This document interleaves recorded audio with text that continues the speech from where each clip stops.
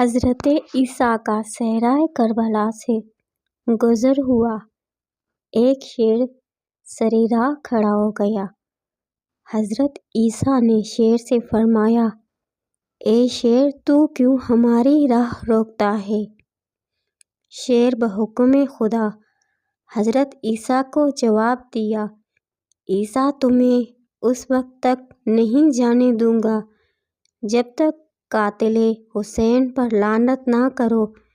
عیسیٰ نے پوچھا، حسین کون ہے؟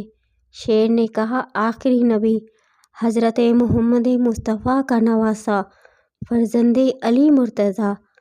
حضرت عیسیٰ نے پوچھا، اس کا قاتل کون ہے؟